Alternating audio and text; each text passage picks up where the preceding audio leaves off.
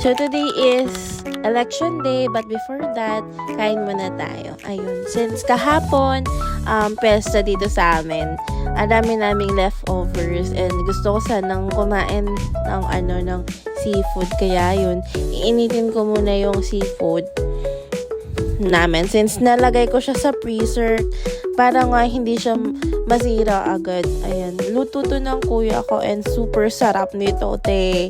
Ayan, kuha muna tayo ng kanin. And for the video, syempre kailangan kong ayusin yung ininit ko na food. Then yun, kuha din ako ng water. Drink your water, be. Ayan, tapos after nun, di na ako nakapag-video sa mismong precinct. Pero ayan, done na ako mag-vote. And dito lang ako sa kwarto ko with my cat.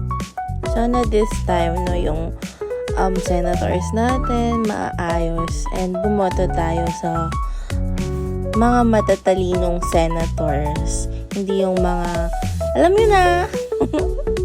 So ayun, nung kinagabihan, pumunta kami sa coffee shop na medyo malapit sa amin, and para mag-take out ng 2 drinks and isang nachos, since nag-crave talaga ako ng nachos.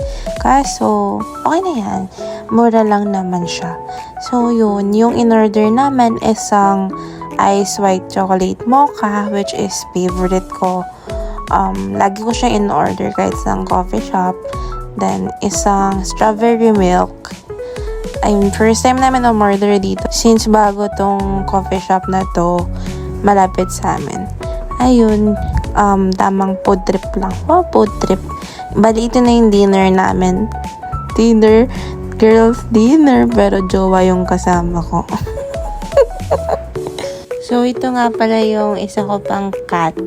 Actually, nawala to ng 5 days. Pero ayan, nakabalik siya ulit sa amin. So, ngayong gabi, nag-check kami ng mga nanalo sa mga senators and mayor sa barangay namin. So, yun. Actually, it was so sad kasi ang dami pa rin hindi matalinong bumoto. And dalawa lang yung pumasok na matatalinong senator. Oh, matatalinong senator. Yun, nung mga alauna ng gabi, nagutom kami. Siyempre, yung kinain lang namin is nachos at saka 2 drinks. Kunwari, diet kami nung una, pero ayan, ginising ko yung isa dyan para kumain kami sa 7-Eleven with my kapatid na budol-budol. Ayan, para siyang dyan, magsisinukwan dahil sa niya sa face niya. Yun, kumain kami lang ng mga tipid meals or sulit meals ni 7-Eleven. After namin kumain, umuwi din kami agad. So, ayun lang. Share ko lang. Bye-bye.